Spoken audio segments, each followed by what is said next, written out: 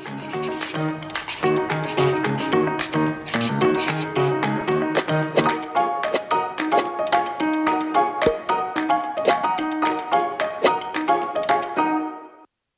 mesmo tempo, eu resolvi deixar vocês irem voltando ao normal.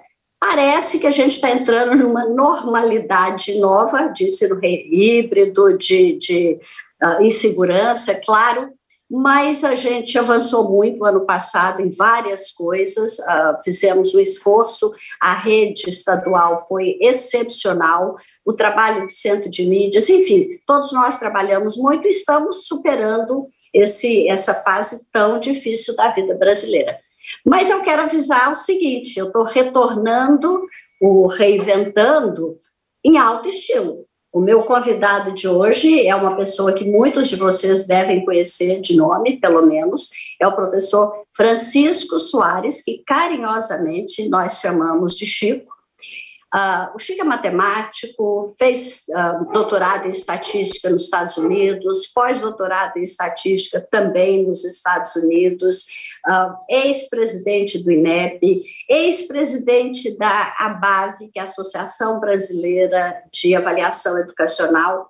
O Chico é daquelas pessoas respeitadas por onde vai, como professor, como pesquisador, como gestor, uma pessoa, um mineiro lindo que traduz, transmite sabedoria, equilíbrio, cuidado, detalhes na busca da verdade e dos fatos e dos dados e da evidência científica. Enfim, uma pessoa excepcional. Apesar de ser matemático, o Chico anda muito preocupado com a baixa capacidade de leitura do povo brasileiro, dos nossos alunos, da nossa rede, mas do povo em geral. Eu até já vi o Chico falar que o problema mais grave da educação brasileira é essa baixa capacidade nossa como país de compreender, de ser capaz de se expressar, de interpretar, de fazer inferências, de entender ironias, enfim, a gente vai conversar sobre isso. Então, eu não quero também entrar em detalhes aqui, mas se a gente for prestar atenção nos dados, eu vou trazer só alguns dados para vocês pensarem antes da gente ouvir o Chico. O último PISA, só 2,7% dos alunos brasileiros souberam distinguir fato de opinião.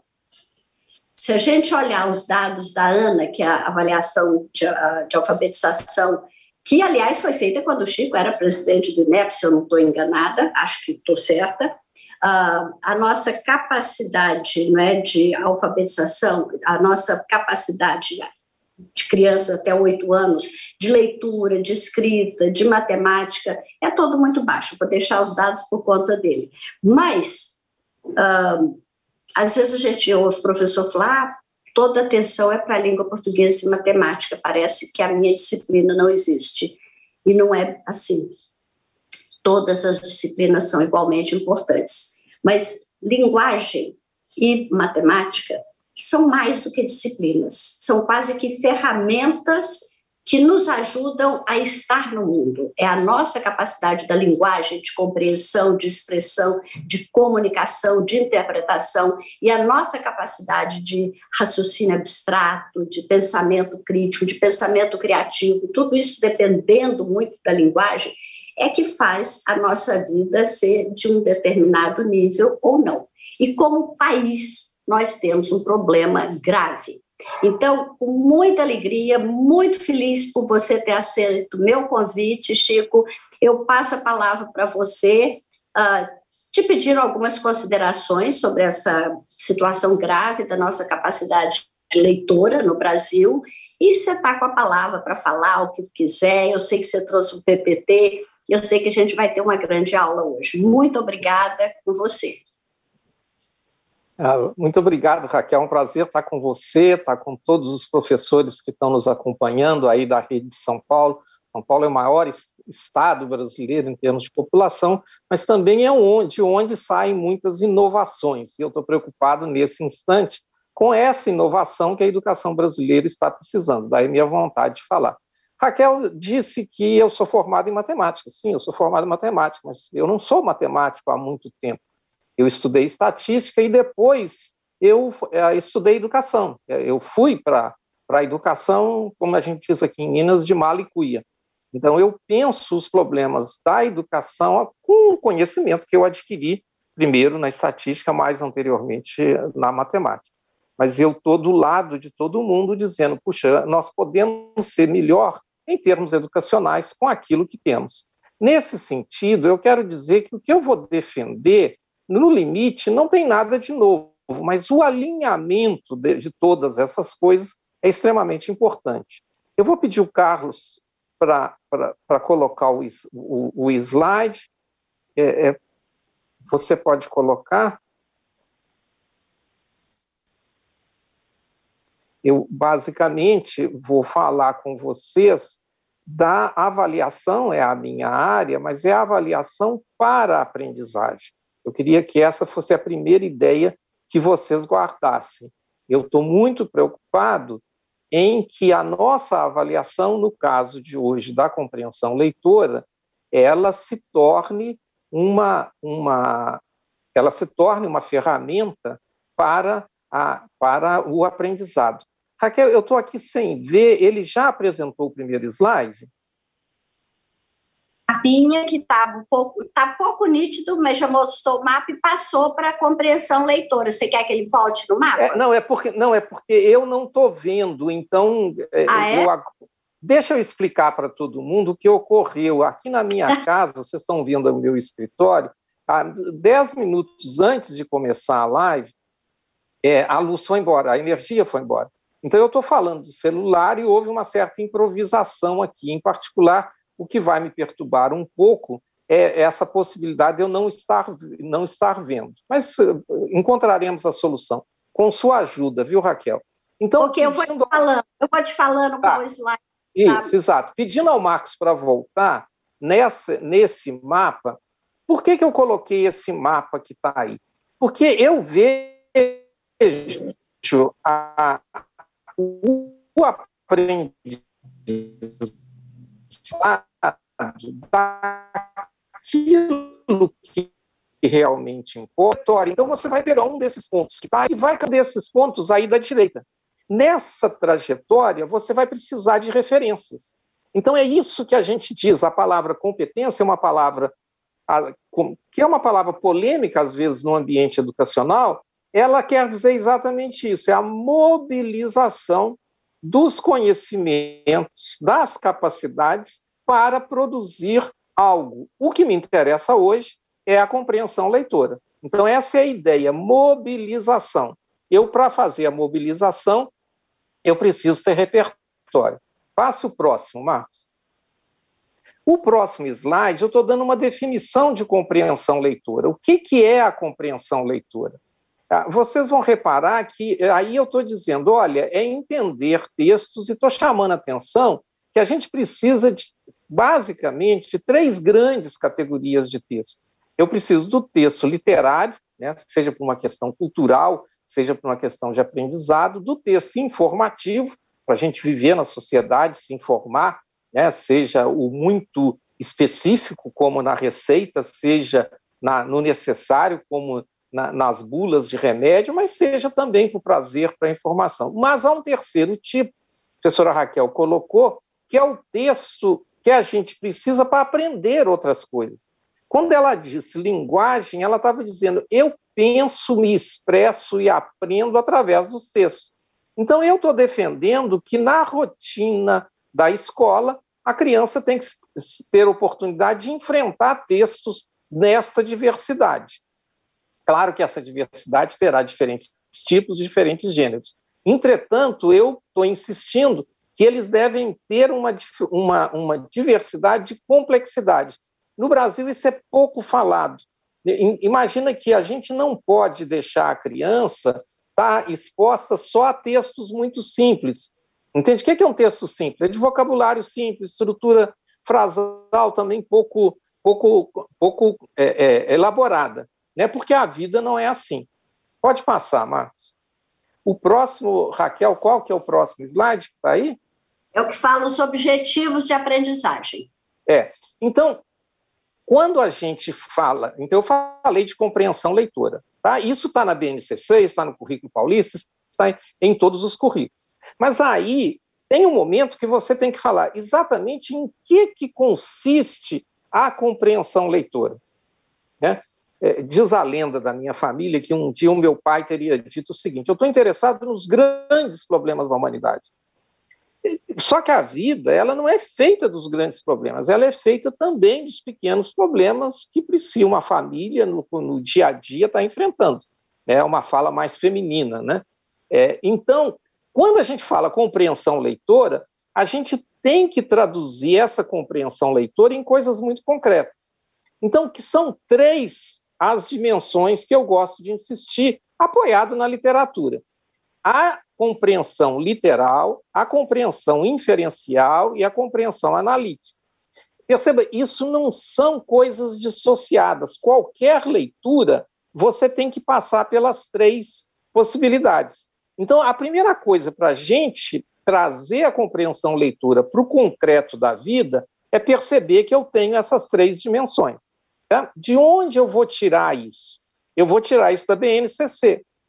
Aqui, gente, é muito importante. Eu sou um ardoroso defensor da BNCC, mas a BNCC é um documento normativo, não é um documento normativo que orienta os currículos, mas também o planejamento pedagógico. Mas ela não está pronta, não basta você ir na BNCC, copiar e colar. Você vai ter que pensar quais que são esses objetivos. Então, quando a gente disser compreensão literal, o que quer dizer isso?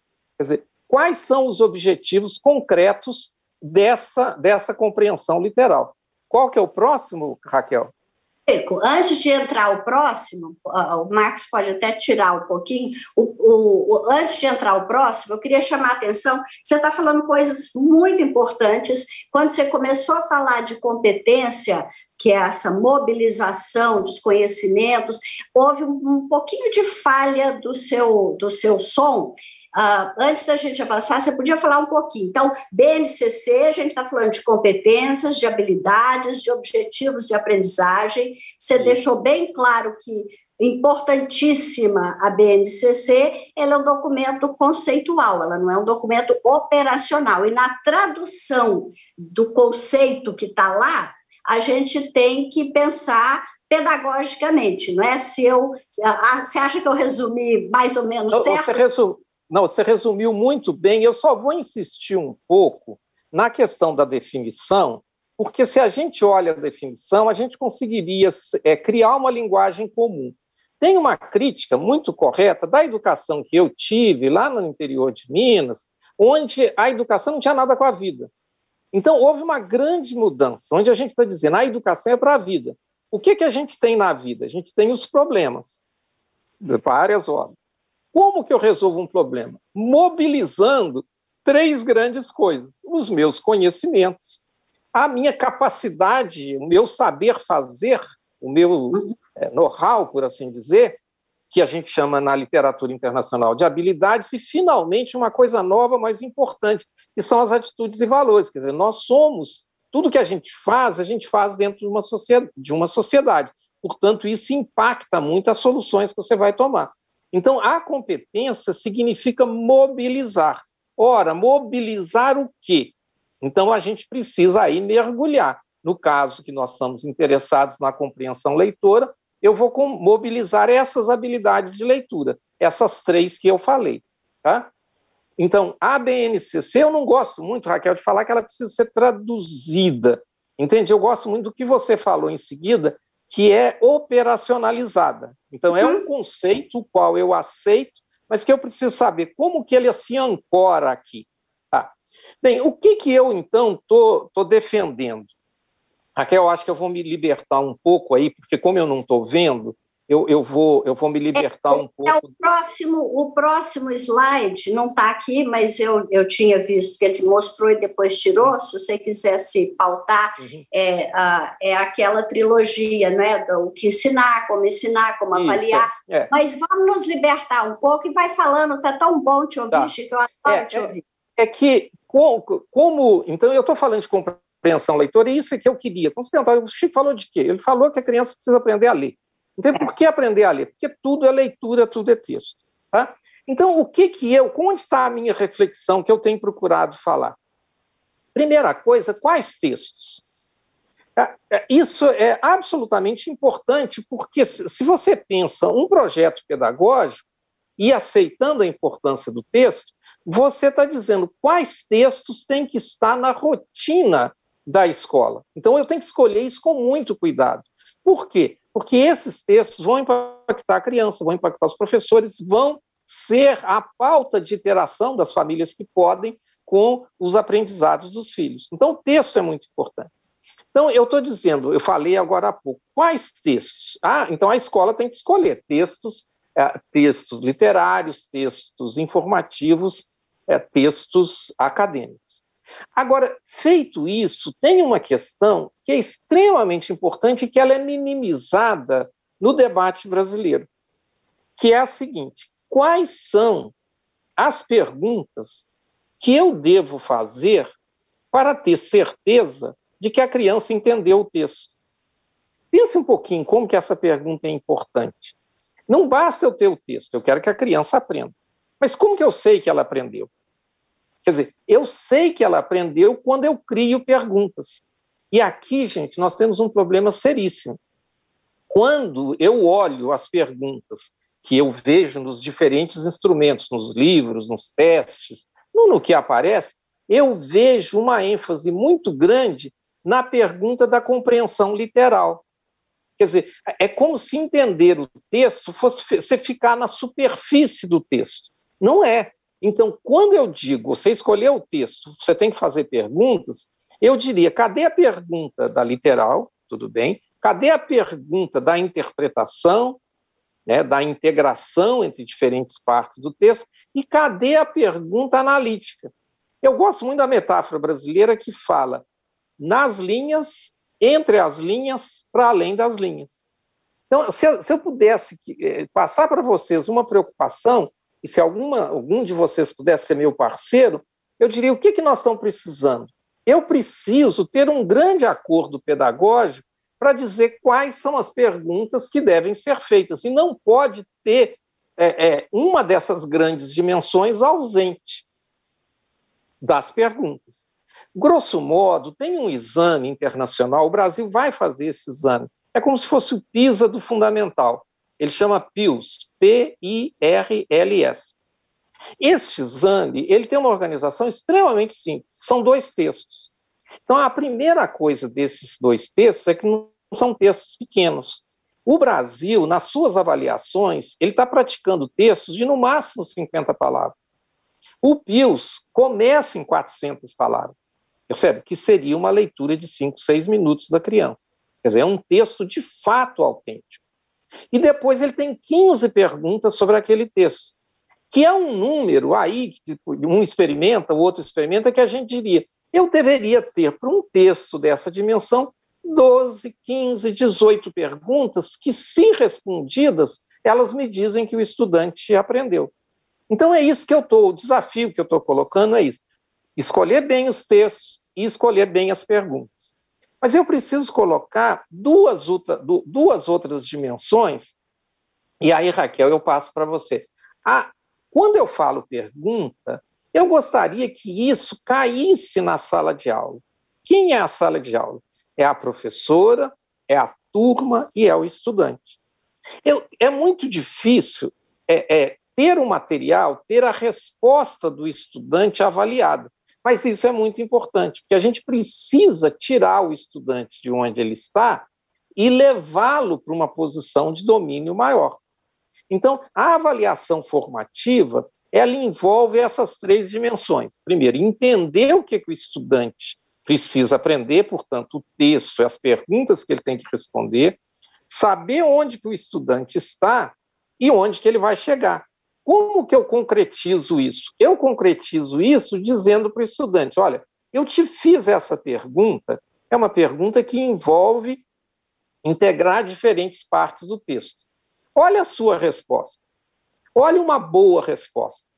Perceba, quando eu estou dizendo isso podia ser na máquina, podia ser num caderno de resposta, mas o estudante precisa ter contato com uma boa resposta.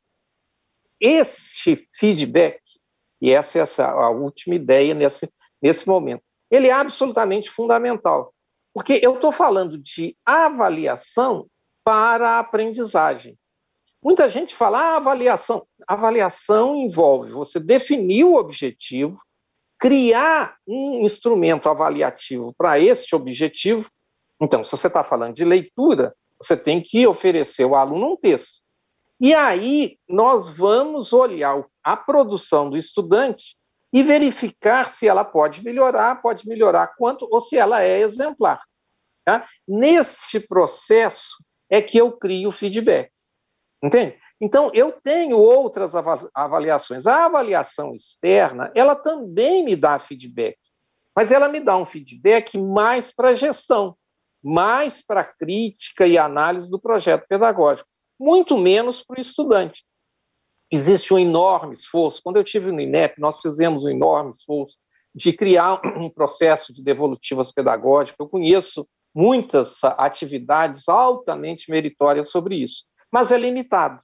Quer dizer, o que nós precisamos, portanto, e aí eu te devolvo, Raquel, é ter textos, perguntas sobre esse texto, construir rubricas de resposta, olhar o que o estudante, onde que ele está, e finalmente dar o feedback para ele.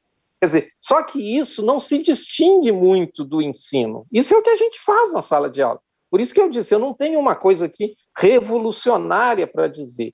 Eu tenho essa coisa simples que precisa estar na rotina do dia a dia. A gente estava falando de ela não é uma propaganda que eu gosto muito, que fala assim, que criar filhos é simples. São pequenas atitudes, todos os dias. E aí, todos os dias é que a gente cai na real, né? Então, é a mesma coisa. Nós estamos falando, gente, de uma coisa que não é complicada, mas é a rotina pedagógica para a aprendizagem. Diga lá, Raquel. Mas, na verdade, Chico, você está falando da rotina pedagógica, mas com um novo olhar. Não é uma rotina automatizada, é uma rotina intencional, pensada, planejada, e isso é relativamente recente nas nossas escolas. Inclusive, essa capacidade, não é, de você... essa sensibilidade com o texto, com a complexidade do texto, com a pergunta que você tem que fazer e o que vai te dar a consciência, a certeza de que a criança entendeu o texto, de sair daquela interpretação literal, isso não é nem simples e nem tão... e é novidade, porque requer... Raquel, deixa eu colocar um ponto que você está... enfatizar um ponto que você está colocando, é que isso é necessário numa proposta pedagógica. Não há como uma pessoa isolada fazer essas coisas. Então, a gente precisa... Nós estamos vivendo um momento de mudança tecnológica. Eu tenho grande esperança. Por que a avaliação externa acontece e a avaliação formativa tem tanta dificuldade? Porque a avaliação formativa gasta muito tempo. Então, eu fico sonhando que a máquina e as iniciativas possam nos ajudar a fazer essas coisas que eu estou pensando. Mas deixa eu insistir na colaboração. São Paulo é um estado muito diverso. Ele é tão diverso quanto o Brasil. Tudo que existe no Brasil existe em São Paulo. Quais textos as crianças de São Paulo devem ser expostas? Olha, vai ser de uma enorme diversidade. Que bom. A gente não pode confundir diversidade com simplicidade. Então, independente daquele tema, daquela temática que é importante num determinado local, os textos têm que ser progressivamente mais complexos. Como é que a gente vai fazer isso? A gente vai fazer isso conversando, ouvindo, pedindo a crítica. Então, Raquel, eu defendo aqui, primeiro, trabalho coletivo, mas trabalho coletivo sistematizado, de tal maneira que quando a escola, a rede, a regional, sei lá, qualquer organização que adotasse, ela podia dizer, olha, este ano, aqui no 5º ano, nós temos esses 20 textos que são dessas categorias, e olhe o primeiro texto informativo e olhe o último texto informativo. Eles são de complexidades diferentes, né? O que eu fico sonhando, quando a gente precisasse tratar de algo, de uma estrutura da língua, a gente poderia falar, em qual texto me dá chance de falar sobre isso? Ou seja, nós precisamos trazer para a nossa rotina isso que é o concretizar da compreensão leitora, né? Então, isso é perfeitamente possível. Agora, insisto, isso significa a avaliação formativa. Tá? Diga. O professor Devair está dizendo parabéns pela apresentação, pela organização do Centro de Mídias, seu professor Devair, obrigada, professor Devair. Tem várias perguntas aqui, eu vou lê-las mais ou menos agrupadas e depois eu te passo a palavra, viu, Chico? Eu sei que você ainda não terminou tudo que você ia falar, mas eu não queria deixar acumular muito. Primeiro tem observações do tipo, né, eu amo a leitura, já faço isso, obrigada pelos comentários, que é a professora Maria Aparecida, a professora Raquel, minha xará, né? Está dizendo que interagir com a criança, sinopses de livros, introduções, falando sobre leitura, mas tem várias perguntas sobre rubrica, Chico, por isso é que eu quis interromper um pouco. A professora Ana Paula falou o seguinte, rubrica é a palavra do momento. A professora Genilda também, Chico, por favor, fale a respeito de rubricas. A professora Letícia está dizendo, a todo momento é dito sobre rubrica, porque ela se tornou tão importante. Vamos fazer uma pausa sobre rubricas e depois a gente retoma?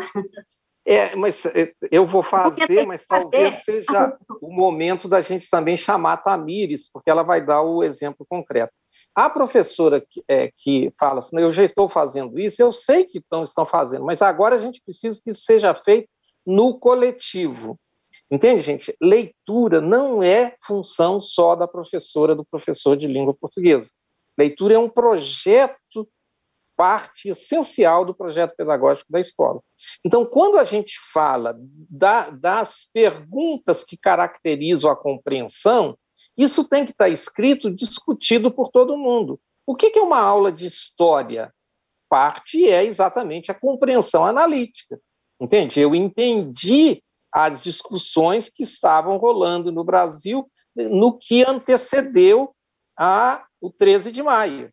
Então, eu tenho o texto e agora eu vou além do texto. Então, isso é interpretação, isso é a compreensão analítica. Então, eu insisto isso. Nós estamos tem que ser um projeto coletivo, tá? Porque isso é super importante. Mas ele tem que ser um projeto coletivo com metas muito claras. Entende? Eu quero, sim, diversidade, mas eu também quero que o aluno brasileiro ele entenda e compreenda textos da complexidade que a vida precisa. O que são rubricas? Rubrica, gente, começa com a palavra evidência. Então, você diz, o que o aluno deve me mostrar para eu saber que ele compreendeu? Então, eu faço perguntas. Tá? Tamires vai mostrar um exemplo em seguida. Na hora em que você fez a pergunta, eu vou olhar a resposta do estudante.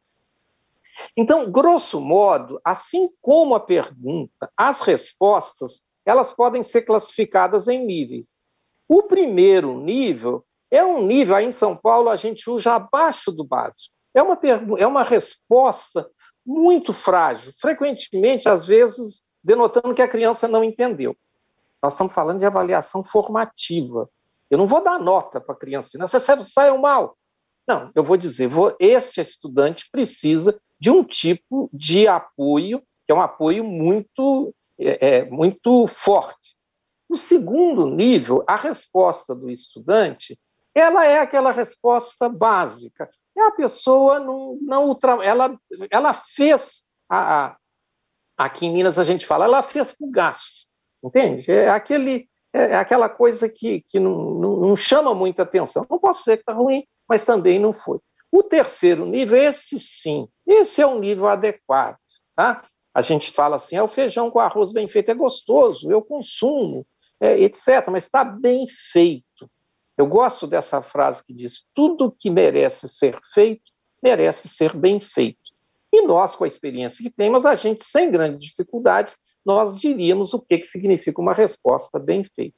E, finalmente, o último nível, que foi além do esperado. Gente, isso não é para você decidir. Você precisa ter a sua rubrica e discutir no projeto pedagógico. Olha, nós temos muitas crianças que estão aqui.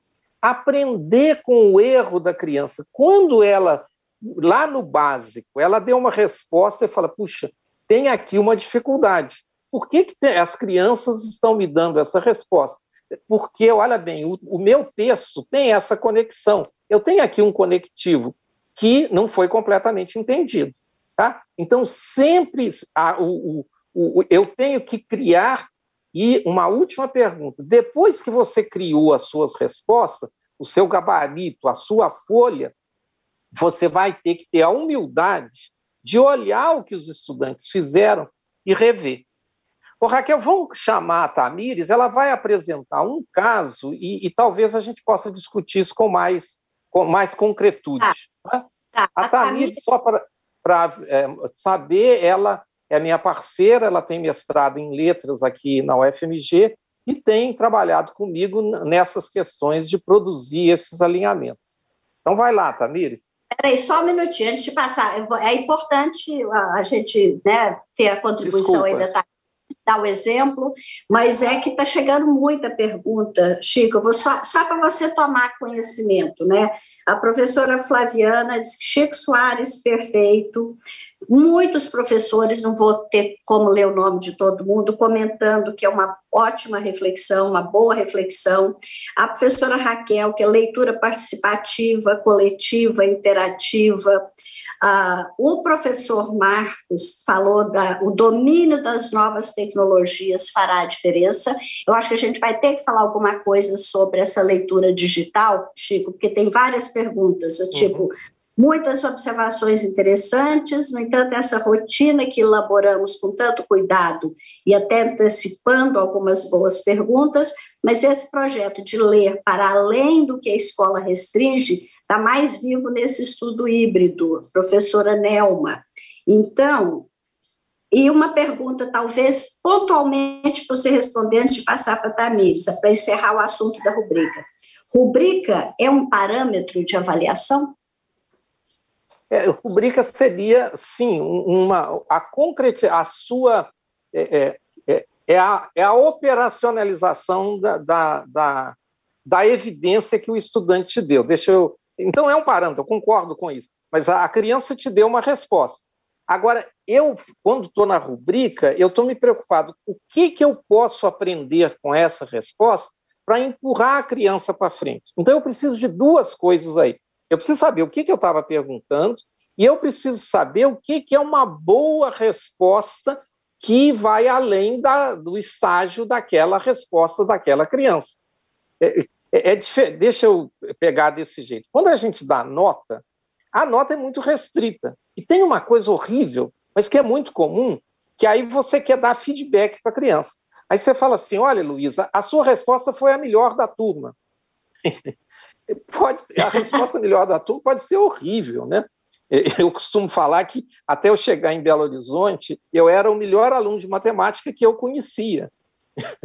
Aí eu cheguei em Belo Horizonte, aí eu descobri, não, eu sou um aluno de matemática que não tem nada de diferente, né? Então, a gente tem que olhar a resposta do estudante, olhar o que aquela resposta, onde ela poderia estar. E onde ela poderia estar? Aí nós, como profissionais, temos uma proposta. A Tamires vai mostrar. Mas eu tenho que também olhar o coletivo. O professor que falou da tecnologia, imagine agora que eu tivesse centenas, milhares de estudantes com a resposta registrada. Olha que coisa fantástica. Eu poderia pegar e imediatamente eu viria, olha, esses estudantes estão aqui, o meu estudante, olhando esses outros todos, ele está aqui. Mas, gente, a avaliação para a aprendizagem É isso que eu queria que vocês falassem. Sem avaliação, não há aprendizagem. Isso é muito importante. Então, vamos dar, Raquel, para a Tamires apresentar, e daqui a pouco o nosso tempo acaba. Vai lá, Tamires. Vai lá, Tamires. Com você agora. Obrigada por estar aqui conosco. Eu que agradeço. Olá, professores, olá, professoras. Vou apresentar neste momento um breve exemplo. O objetivo desse exemplo é mostrar perguntas nas 3 dimensões de compreensão: literal, inferencial e analítica. E explicitar que essas perguntas traduzem determinadas evidências. No final da apresentação, mostrarei um template de uma rubrica. O texto e as perguntas foram retirados e adaptados de um livro da pesquisadora Magda Soares. Então, iniciarei fazendo a leitura dessa fábula de La Fontaine. Por favor, poderia compartilhar o slide? Isso. É um texto literário, uma fábula, como eu disse, e inicialmente farei essa leitura. Então, vejamos. A razão do mais forte vai sempre vencer, é o que adiante vocês hão de ver. Num límpido regato, um dia, um cordeiro sereno bebia. Eis que surge um lobo faminto. Como ousa sujar minha água? Diz o lobo com fingida mágoa.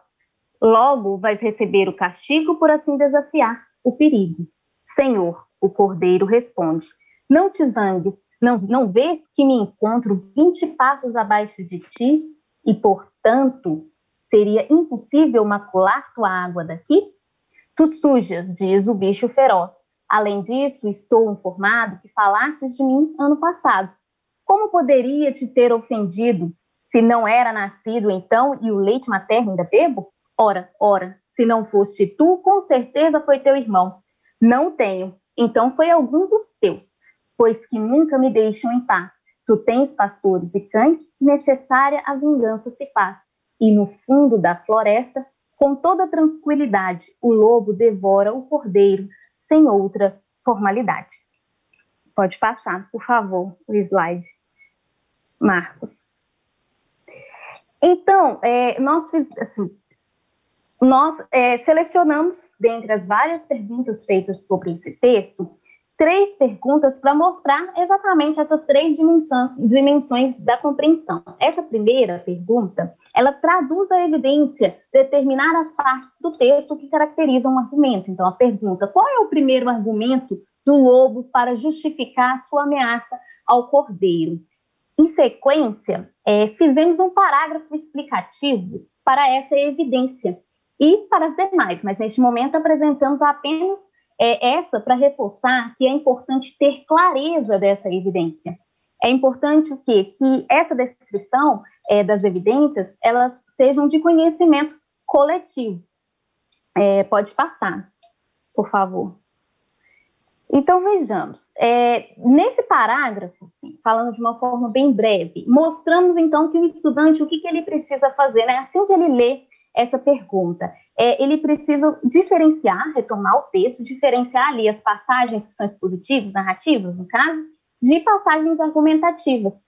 E o argumento, ele precisa ter essa clareza de que o argumento é o quê? Ele reforça uma tese. Então, um bom argumento, ele é compreendido ali com uma afirmação baseada em fatos, né? No caso, é o que o lobo não faz. Pode passar, por favor. A próxima pergunta, ela traduz o quê? Uma evidência que ela é literal, ou seja, ela está ali nas linhas, na materialidade, está evidente no texto. Então, vejamos, a evidência, no caso, é o quê? Localizar a informação explícita no texto. E a pergunta, como o lobo apresenta esse argumento? Né? De que forma o lobo faz isso?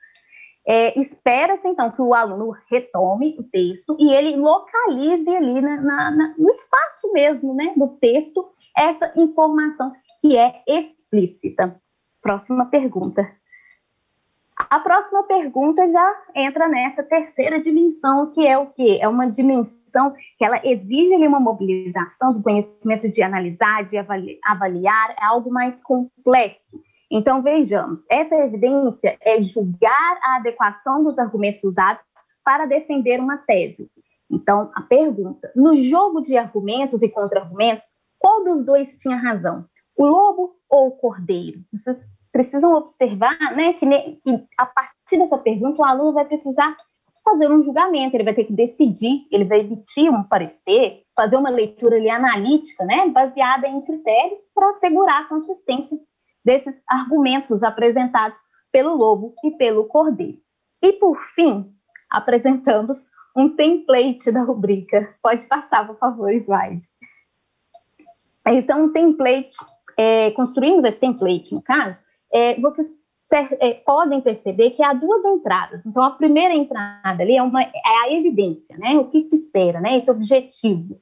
E a segunda entrada são os níveis, ou seja, onde que o aluno está, onde que está a resposta desse aluno. Então, tem uma resposta ali que vai entrar no nível não desenvolvido, parcialmente desenvolvido, plenamente desenvolvido, ou um desenvolvimento avançado. Então, há algo de geral nessa rubrica, né? Algo de geral, eu falo assim, a evidência, e há algo de específico, porque ela é baseada no quê? Numa pergunta e em um determinado texto. Essa rubrica, ela ainda não foi testada, então ela mudaria quando passasse por algum tipo assim, de verificação, né? Teríamos algo empírico, e nesse caso, a rubrica é artesanal. Obrigada. Eu que agradeço, Tamires. E aí, Chico, eu vou voltar para... Obrigada, Tamires, foi ótimo. Esse último quadro que você colocou das rubricas, né, dos graus, dos níveis ali, vamos começar por ele, Chico, porque muita gente ainda está dizendo que ainda não entendeu a rubrica. Tem gente falando, né? Não entendi o que é rubrica, o que é rubrica, resumindo, o que é a rubrica. Agora, essas perguntas vieram antes da Tamires mostrar esse quadro final. Dá uma reforçada no conceito a partir da Tamires. Raquel, a Tamires foi clara. A pergunta anterior, assim, o que é a rubrica? Deixa eu fazer, não fico querendo usar a linguagem que às vezes a gente usa em outros contextos. É a forma de você corrigir a questão dos estudantes. Só que o corrigir aqui na avaliação formativa, ele tem uma dimensão de diagnóstico e de ajuda, ao invés de uma correção que diz está certo ou está errado. Por isso que eu estou dizendo. Então, o que significa você criar a grade de resposta, o gabarito? Você, então, está implementando a rubrica. Agora, esta rubrica, gente, ela tem que ser usada para o feedback do estudante. Entende? Deixa eu exagerar uma coisa aqui. Mineiro adora contar casos, né? Eu costumo falar que eu vi lá no instituto onde eu me formei, chegou o computador. Aí falaram o seguinte, olha, o computador está dando resposta para o sentido da vida. Aí eu corri lá, digitei o cartão, na época era de cartão, ele leu o meu cartão, falou, menino, o seu número é 43. Eu falei, mas e o sentido da minha vida? Ele falou, eu calculo, você interpreta. E nunca mais falou comigo. Entende? Então, o problema é que quando a gente olha a resposta do estudante, não é para dar um número, mas é para olhar um número e puxar o estudante para frente. Entende? Então, a rubrica é a expressão destas respostas. Vocês entenderam que isso é um trabalho enorme, por isso que não pode ser feito sozinho. Se eu disse 15 perguntas, um texto para estar pronto para ser utilizado na prática pedagógica, ele tem que ter as suas perguntas feitas e a rubrica feita. A rubrica é um espaço de colaboração extremamente importante. Imagine que todos vocês estivessem utilizando um mesmo texto. É claro, gente, que esse texto morreria logo. No semestre seguinte teria outros professores estariam. Mas você tem ali 50, 60 professores que estão utilizando o mesmo texto. Ora, vocês iriam encontrar respostas, falar, opa, deixa eu colocar isso lá no grupo, porque essa resposta do estudante, ela me permite empurrá-lo para frente. Então, a rubrica é essa sequência de respostas que você dá para sequências de níveis de resposta que você dá para a pergunta que foi colocada. Tá? Então, por que está surgindo, Raquel, tanta questão? É porque nós temos pouca prática de fazer isso.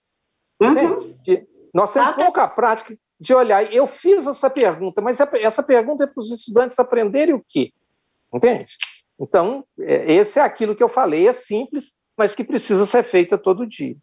Até porque a nossa prática é de fazer uma pergunta sem muita preocupação com o que eu quero de volta, o que eu espero que o aluno aprenda. Então, elaborar uma pergunta, fazer uma pergunta, requer um cuidado que a gente nem sempre tinha ou tem, não é? E essa gradação, esses níveis de resposta que vão empurrando o aluno para frente, também não era uma prática que ainda não é uma prática generalizada, e a gente acaba aceitando como resposta aquilo que eu, como professor, individualmente acho que está certo, que pode ser diferente do que o meu colega pensa que está certo, que pode ser diferente de outro. Então, se a gente quer ter critérios, se a gente quer que todos avancem, a gente tem que trabalhar nesse sentido de estimular. Eu acho que esse final de discussão foi ótimo, porque a professora Débora está dizendo que uma visão de fora, do estúdio, um frescor para a discussão. Rubrica é uma avaliação por tabela, onde definimos critérios, onde analisamos. Ou seja, se valeu alguma coisa nessa live de hoje, foi esse debate muito produtivo sobre rubricas. Pena que a gente não vai ter, a gente ainda tem... Raquel, mas deixa eu insistir que a rubrica, ela vem em cima de uma boa questão. Exatamente. A questão, ela não é inventada, percebe? O que a BNCC fala? A BNCC é um conceito. Então, ela te diz, compreensão leitora. Aí você vai, o que é compreensão leitora? Aí nós quebramos compreensão leitora naquelas três dimensões. Vocês repararam que a Tamires pegou nuances, por exemplo, da compreensão analítica. Ela colocou julgar argumentos. Isso é uma das formas que aparece a compreensão analítica. Então, a questão é sobre isso. Então, a questão tem que ser muito bem feita, né? Então, assim como a rubrica tem níveis, as questões também têm níveis. Deixa eu colocar isso para vocês. Então, o que eu espero? A questão mais simples é a questão que te pergunta um fato, né? Depois, a questão um pouquinho diferente, ela pergunta vários fatos. Mas as questões que, de fato, vão transformar é a questão que pergunta a relação entre os fatos. Eu, numa palestra, fiz esse exemplo que algumas pessoas gostaram, não sei como vai funcionar para vocês. Era um texto de história lá do ciclo do açúcar, em Pernambuco. Eu estava falando do Recife. Então, eu falei, o que é uma pergunta? O termo técnico é uniestrutural. Quando ocorreu o ciclo do açúcar? 1500 e tanto a princípios de 1600. O que é uma pergunta multiestrutural? Vários fatos. Quais eram os componentes da sociedade açucareira? Quais as classes que compunham a sociedade açucareira? Então, você tinha o dono de engenho, você tinha o servo, você tinha os escravos. Depois, o que é uma pergunta agora relacional? Você fala, como que essa estrutura ajuda a entender a desigualdade social no Recife atual? E, finalmente, o abstrato estendido é onde você leu, entendeu e leva para uma situação nova. Compare a estrutura da sociedade açucareira no ciclo do açúcar com a estrutura em Ouro Preto no ciclo do ouro.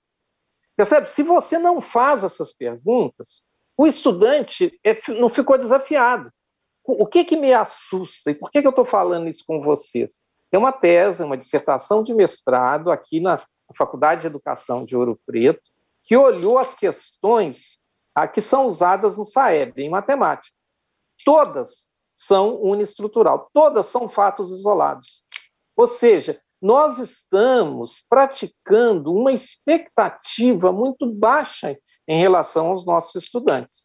Tá? Não é fácil mudar, mas ele está ao nosso alcance. Por que está ao nosso alcance? Porque, como a professora disse, isso já é praticado, né? Então, o que eu gostaria era, primeiro, seleção de textos. A pessoa vai falar, por que aqui em Marília o texto é tão mais complicado do que do outro? Então, é importante, vamos discutir nas diferentes cidades para ver os textos que nós vamos usar. Não pode ter grandes diferenças. Depois, quais perguntas? Aqui, gente, é absolutamente essencial. Eu vou te interromper, porque está faltando um minuto só. Você termina e já diz. E aí, está faltando um minuto, então acabou. O que eu queria que vocês guardassem? A avaliação formativa, a avaliação para aprendizagem. Um sem o outro, não é o que o Chico falou.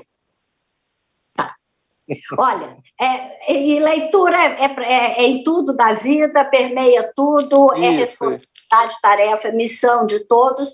Muitos comentários, assim, foi boa essa discussão final, muita gente falou, agora eu entendi o que é rubrica, agora está legal. Eu queria só avisar, essa palestra, esse material, inclusive o PPT que o Chico e a Tamires trouxeram, vão ficar no nosso repositório, vocês podem consultar depois. E uma ótima notícia, nós vamos fazer um piloto desse projeto do Chico aqui na rede de São Paulo, na EFAP.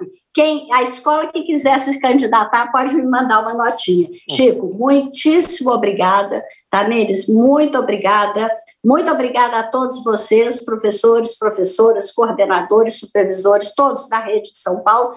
Juntos a gente avança naquilo que é a característica maior da nossa humanidade, que é a linguagem. Um beijo para todos.